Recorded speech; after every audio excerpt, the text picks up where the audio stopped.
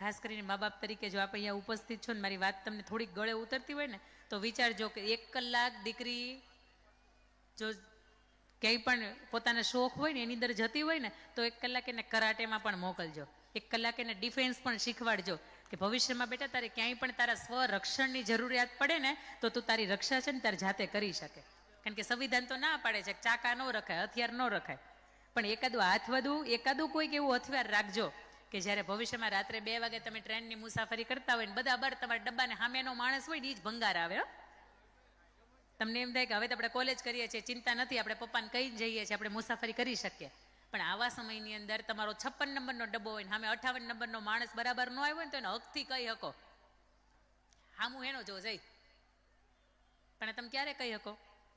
તમારી અંદર હિંમત હોય અથવા તો તમારી પાસે કોઈ એવી વસ્તુ હોય ને તો તમે હકથી એને કહી શકો. આઝાદી જ્યારે આપણે ભારત વર્ષને નહોતી મળી 1947 પહેલાનો સમયગાળો, બંગાળની અંદર એક અંગ્રેજ ગવર્નર કે જેનું નામ સ્ટીફન, અને સ્ટીફન એટલે એવો ગવર્નર, એવો ખૂંખાર ગવર્નર સાહેબ કે માંસ મટન ખાવાની આદત, કોઈ પણ બેન દીકરીને લાજ શરમ લૂંટી નાખવી એટલે એના માટે એક ચપટીનો ખેલ નહીં.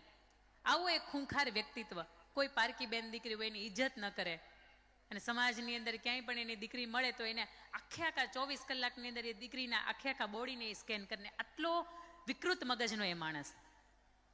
અને એની સામે 14-15 વર્ષની દીકરીઓ શાંતિ ઘોષ અને સુનીતિ ચૌધરી, આ 2 દીકરીઓ કે જેની ઉંમર માત્ર 14 અને 15 વર્ષ છે, આ 2 દીકરીઓ વિચારે છે કે આને પાઠ ભણાવો છે.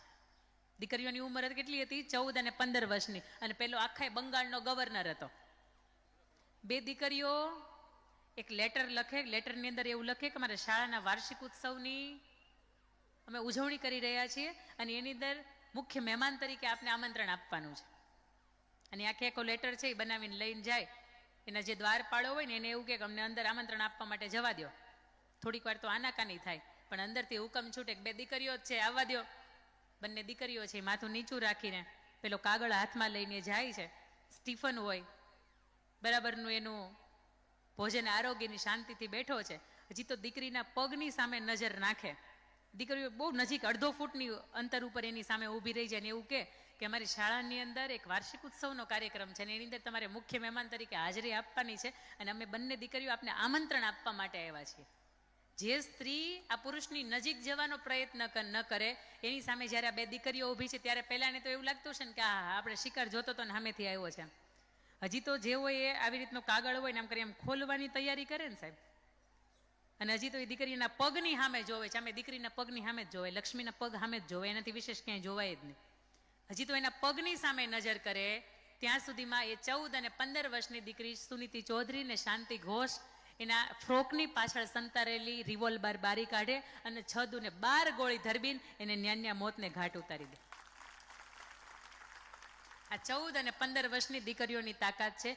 હું મારો એક પણ શબ્દમાં ભેળવતી નથી, આ ઇતિહાસ સાક્ષી છે આ વાતને. એ દીકરીઓને જેલ થાય, હજી સગીર અવસ્થા, કોઈ જાતનો ચુકાદો એની ઉપર લાગે નહીં, એ દીકરીઓને જેલની અંદર પૂરવામાં આવી.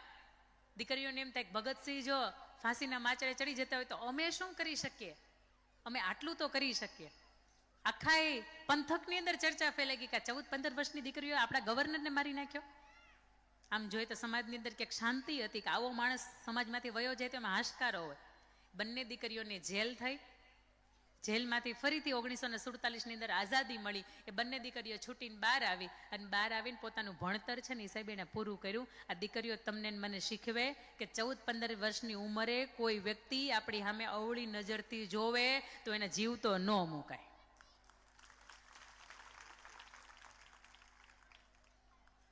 આવી એક નહીં, આવી 1000 દીકરીઓની મારી પાસે વાતો છે કે તમને અંદરથી હૃદયને એમ લાગતું જોઈએ. અને ખાસ કરીને મા બાપ તરીકે આપણે ભૂલે ક્યાં કરીએ છીએ ખબર છે?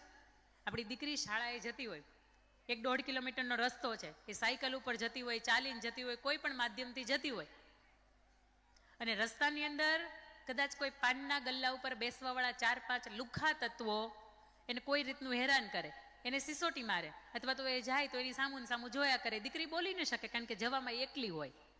ઘરે આવે ને એટલે એના મમ્મીને એવું કે મમ્મી પેલા રસ્તાની અંદર આજે પેલા 2-4 છોકરાઓ છે ને ઊભા હતા, મારે સામું નામું જોતા સિટી મારતા હતા. એટલે એના મમ્મી શું કહે ખબર છે? હું તને કોણ ડાયની કરે છે કે તું ઈ જ રસ્તે હાલ, તું રસ્તો બદલી નાખ ને. આ આપણે માં. બીજે દિવસે ખાલી એને એટલું કહેવાય, કપડાં ધોકાવાનો ધોકો તમારા ઘર છે ને? બોલો આ કે ના છે ને? પુરુષોના પેન્ટ તો બરાબર ના ધોકાવી નાખો છો,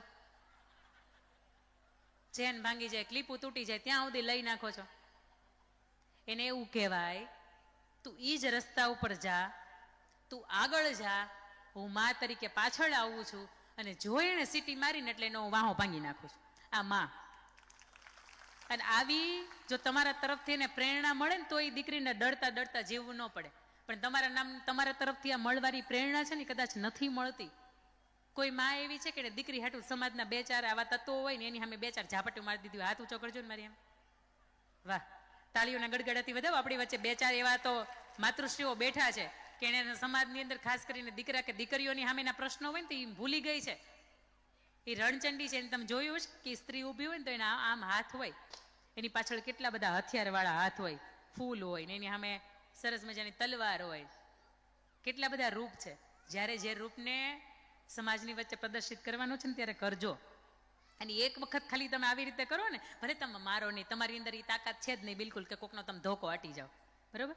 પણ છતાંય જ્યારે તમારી દીકરીની સામે તમે તમારી આવી શક્તિનું પ્રદર્શન કરો ને ત્યારે દીકરીને હંમેશા એમ થાય કે મારા જીવનમાં હું ક્યાંક ક્યાંક પણ અટવાઉં છું ને તો સૌથી પહેલી જાણ મારી માને કરું, કારણ કે એ મારો સાથ આપશે. આ તો એને બીક છે કે મમ્મીને કહેવું તો મમ્મી અમુકનું ડબલ આપણો વાક કાઢશે, આપણી સ્કૂલ બંધ કરાવી દેશે, આપણી સ્કૂલ ઉઠાડી મૂકશે, બીજી સ્કૂલની અંદર દાખલો લઈ લેશે. પણ મા બાપ તરીકે જ્યારે તમારા સંતાનો અમુક વખત અમુક વસ્તુ કરવાની ના પાડે છે ને તો એને કારણ પૂછજો. રાજકોટની અંદર હમણાં એક કિસ્સો બન્યો હતો કે દીકરી 9મું ભણે છે, રોજ વેનની અંદર જાય અને 15 મિનિટનો સમયગાળો એવો હોય સાહેબ કે બાળકો બધા ઉતરી જાય અને એનું ઘર આવતા 15 મિનિટની વાર લાગે. કદાચ એ વાહન ચાલક કોઈ રીતના અડપલા કરતો હશે, દીકરી ઘરે ના પાડે, 2-4 દિવસ એવું કે મને પેટમાં દુખે છે, મારે સ્કૂલે નથી જવું. દવાખાનાની ટ્રીટમેન્ટ થઈ, પેટમાં દુખતું તો 2-3 દિવસમાં સારું થઈ જાય. ચોથા દિવસે ફરીથી એ સ્કૂલે જવાનું થયું એટલે દીકરી રડવા લાગી કે મારે સ્કૂલે નથી જવું. અને પરાણે આપણે ઘરેથી કાઢી મૂકીએ કે નહીં તારે સ્કૂલે જવું જ પડશે. ભણવાના આળસુડા થઈ ગયા તમે. અને 4-5 દિવસ પછી જ્યારે ઘટના બની કે 9મું ધોરણ ભણતી દીકરી ઉપર એ રિક્ષાના જે વાહન ચાલક જે માણસ હતો એણે એની ઉપર રેપ કર્યો ને ત્યારે મા બાપને સમજાણું કે દીકરી ના પાડતી હતી ને તો એક વખત મારે કારણ પૂછવાની જરૂર હતી. આપણા સંતાનો અમુક વખત અમુકના ઘરે જવાની ના પાડે, અમુકને એમ કે મને માણસ નથી ગમતો, અમુક એ ઘરે જવું નથી ગમતું, અમુક રસ્તા ઉપરથી ચાલવું નથી ગમતું, તો ચોક્કસ એને પાસે બેસાડીને પૂછજો કે બેટા તને એનું કારણ હું, તને કેમ નથી ગમતું. દીકરી તરીકે તમે કેવા હોય. આનું બીજું એક મારે તમને ઉદાહરણ આપવું છે કે સમાજની વચ્ચે મેં તમને કહ્યું એમ કે મા અને બાપ, દાદા અને બા, તમારા કાકા, તમારા ફુવા, તમારા મામા હંમેશા માથું ઊંચું રાખીને જીવ્યા છે. સમાજની અંદર સામે ઇતિહાસની અંદર તમે પાના ફેરવો તો દીકરીઓ પણ એવી મળી છે કે એને મા બાપના નામ ઊંચા રાખ્યા છે. સમાજની માટે, કાયમીના માટે. આજે પણ એ ગામની અંદર તમે જાઓ, આજે પણ એ વિસ્તારની અંદર તમે જાઓ તો એ દીકરીઓના નામથી આખા વિસ્તારો ઓળખાતા હોય. એ ગામની અંદર આજે પણ એની તમે ગામની આ પાદર જોયા હશે તો સરસ મજાના પાળિયા તમે જોયા હશે. આજ સુધીમાં એ પાળિયા લગભગ રાજપૂતોના હોય, કારણ કે જેને સમાજની સુરક્ષા માટે પોતાના જીવ ઉપર ખેલી ગયા હોય. બહુ ઓછા એવા પાળિયા હોય કે જ્યાં સ્ત્રી પાત્રોના પાળિયા હોય.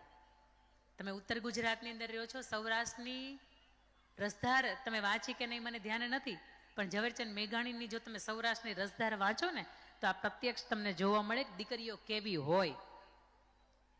તમને કોઈ ફેસબુકમાં મેસેજ કરે, ઇન્સ્ટાગ્રામમાં મેસેજ કરે, વોટ્સઅપમાં મેસેજ કરીને એમ કે હાય હેલો બ્યુટીફુલ કેમ છો, કેમ નહીં, અને તમને એમ થાય કે મારા મા બાપ તો કોઈ દી પૂછતા જ નથી. આપણને કોઈ પૂછવા પડવું મળ્યું છે એટલે તરત એની સાથે વાતચીત થાય. 5-15 દિનની વાતચીત પછી મિત્રતા બંધાય અને મિત્રતાનો અંત ક્યાં સુધી ક્યારે ક્યાં જઈને ઊભો રહેશે ને તમને ન ખબર હોય. પણ કદાચ બહુ ઓછી દીકરીઓ હશે કે કોઈ બાપની વિરુદ્ધમાં બોલીને જાય ને તો એને સાંભળી લે. ક્યારેય ન સાંભળે એટલા માટે કે દીકરીના જીવનની અંદર સૌથી વધારે કોઈ વાલામાં વાલું પાત્ર હોય ને તો એ બાપ છે.